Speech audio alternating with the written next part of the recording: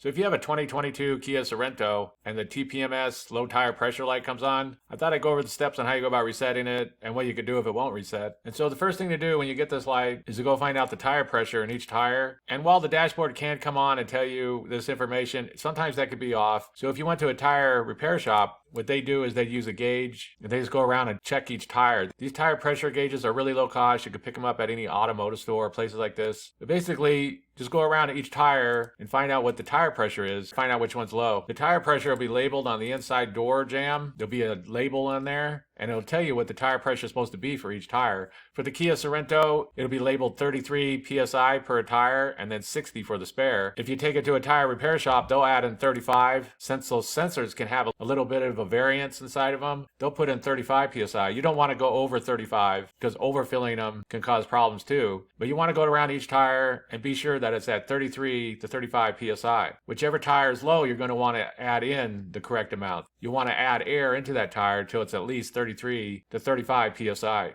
And so once you have the tires all aired up, that light should go off by itself, but sometimes it doesn't. Sometimes it needs time to update the computer and things like this.